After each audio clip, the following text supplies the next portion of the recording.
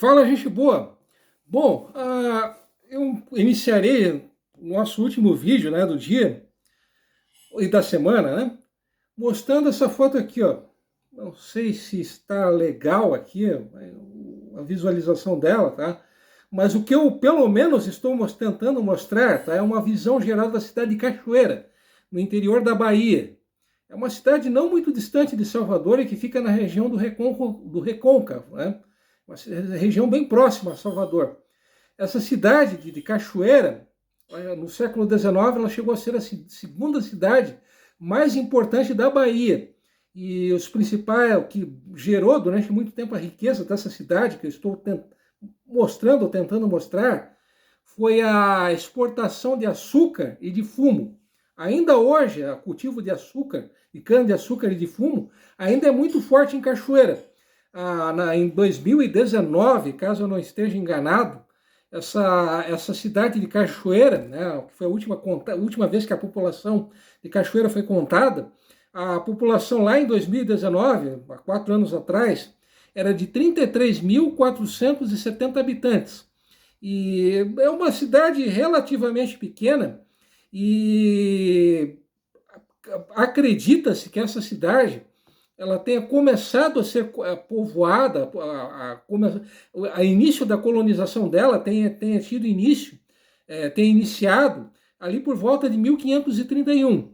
Oficialmente essa cidade ela foi fundada, né, o vilarejo, que mais tarde se tornou a cidade de Cachoeira, oficialmente ele surgiu em 1676, caso eu não esteja enganado. E essa cidade de Cachoeira foi um dos locais em que teve início a Guerra de Independência do Brasil. Então ela teve um destaque muito grande, obviamente, durante a Guerra de Independência do Brasil. E a cultura africana, a cultura trazida pelos antigos escravos, é fortíssima nessa cidade.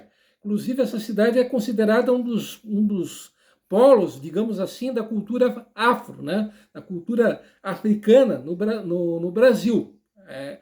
Inclusive, é muito comum a existência de terreiros, de templos, né? De religiões de origem africana nessa cidade, da cidade de Cachoeira, né?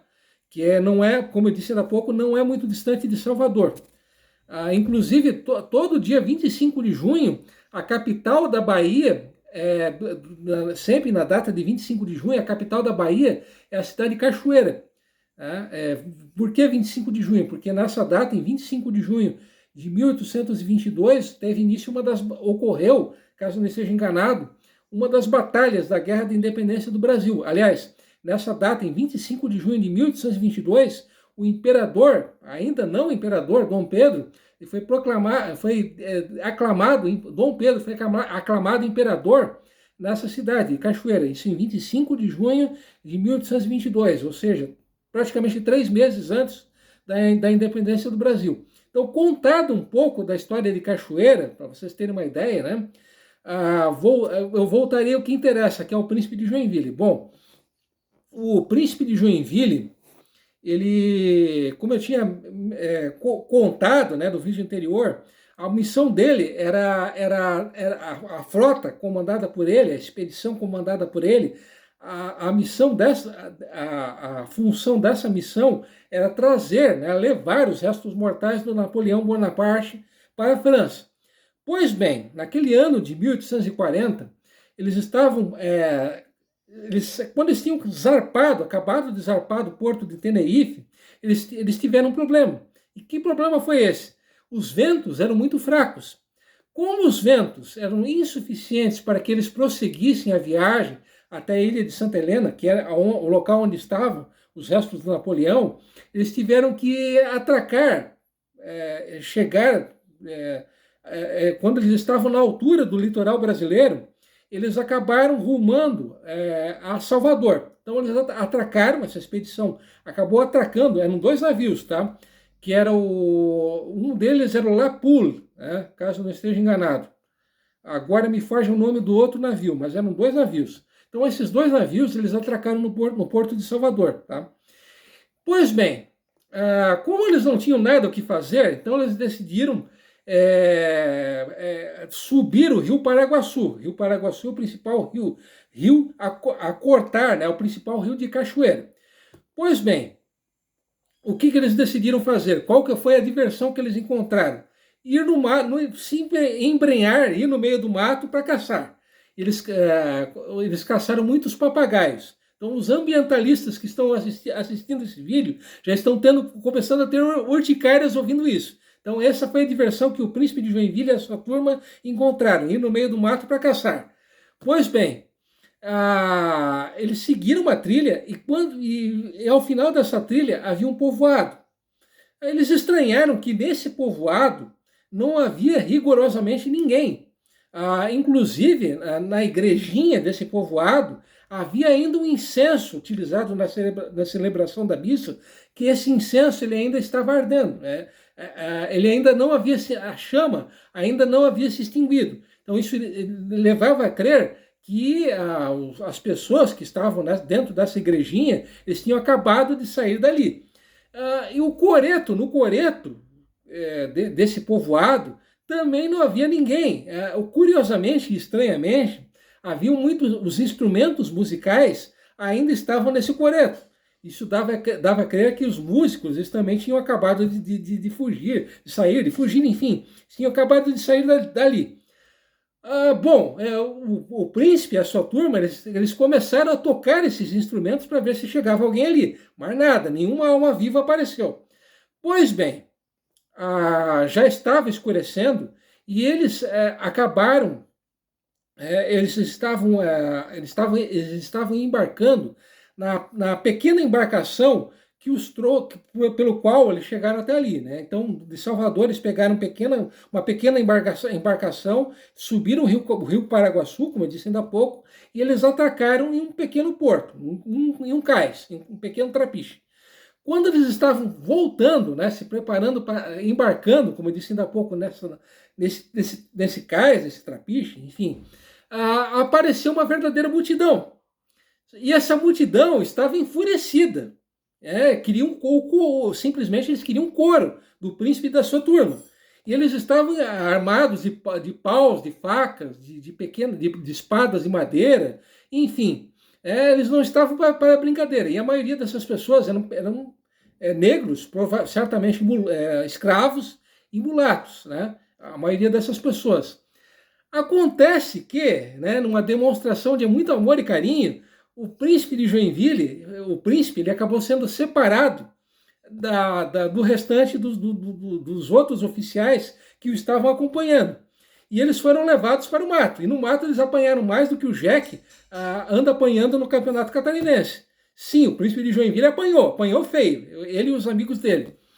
Até que o chefe, vamos dizer assim, desse povo todo, era um cara que usava um chapéu alto e que tinha uma faixa na cintura. Esse cara, né, ele ordenou que o príncipe de Joinville, possivelmente pelas insígnias que ele tinha na sua farda, né, já perceberam que era uma pessoa, ele era um cara muito importante, né?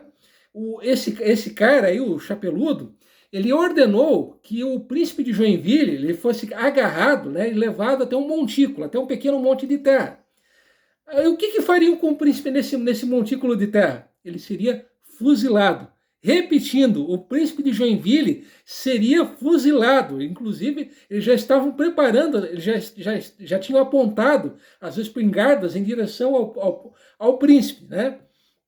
Até que um dos oficiais que faziam parte, né, que estava acompanhando o príncipe, um tal de Tenente Tuchar, então o nosso amigo Tuchar, ele acabou se desvencilhando, ele acabou escapando dos caras que estavam o agarrando e acabou se jogando na frente do príncipe, né?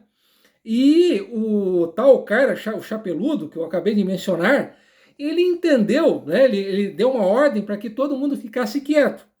E o príncipe de Joinville, possivelmente o príncipe de Joinville, que entendia mal e porcamente o português, né? Ele falava mal e porcamente o português, e já era noivo, né, da nossa amiga Francisca, obviamente ele contou toda essa história, quem eram eles, né? qual que era a função deles, né? Como é que eles vieram, como é que eles foram parar naquele verdadeiro fim de mundo, né? Obviamente, eles acabaram sendo liberados, ficou tudo por isso mesmo.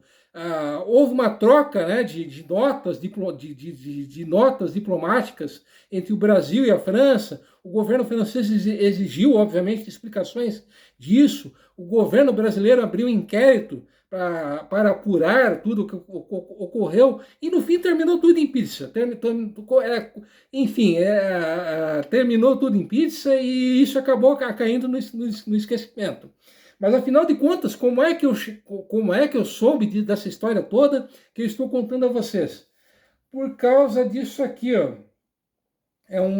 Esse aqui é um livro, tá, lançado pelo Senado Federal, né? São pequenas historietas, né? Pequenas histórias, pequenos fatos da história do Brasil, fatos poucos, praticamente desconhecidos da história do Brasil. E o Gustavo Barroso foi o autor do texto, que foi a fonte disso que eu estou contando a vocês, né? Isso foi uma crônica do Gustavo Barroso. Gustavo Barroso, ele chegou a ser ministro do Exército, caso eu não esteja enganado. Ele era jurista, ele era advogado, escritor, obviamente, membro da Academia Brasileira de Letras, né? Ele era natural de Fortaleza, ele nasceu em 1888 e faleceu em 1959. Então foi ele que resgatou essa história, né, do Príncipe de Joinville, que eu estou contando a vocês, tá? Bom, então, por muito pouco, você aí do outro lado, e isso aqui, ó, ou seja, a cidade de Joinville não deixou de existir, tá? Essa foto aqui, ó, essa foto grandona que eu estou tentando mostrar a vocês, tá? É uma vista geral de Joinville, e essa foto foi tirada em 1928, tá?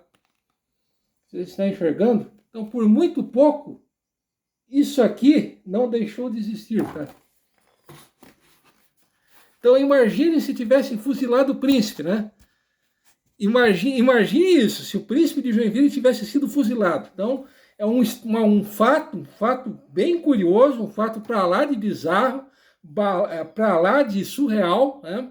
Que ocorreu lá em 1840, né? Que felizmente não se concretizou e que, curiosamente, nenhum livro sobre a história, que conta a história de Joinville traz, né?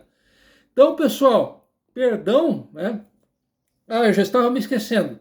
O príncipe de Joinville, tá? Ele chegou a lutar, chegou a participar da Guerra Civil Americana, que ocorreu entre 1861 e 1865. Ele, um dos filhos dele e dois sobrinhos, eles se alistaram, participaram do Exército Federal. Então, bom, e de 1870 a 1876, o príncipe de Joinville, ele seguiu carreira militar na França, tá, no seu país natal, só que utilizando uma identidade falsa. A identidade dele era de um capitão, de um oficial, de um militar americano. Sim, o príncipe de Joinville usou uma identidade falsa. E ele teve 3 filhos, tá? O Pedro, que foi esse que seguiu a carreira militar, a Maria, que faleceu, e a Francisca, que era a filha mais velha, tá? Então ele teve 3 filhos, 2 meninas e um rapaz, tá? Perdão caso eu tenha deixado alguma informação importante de fora, tá?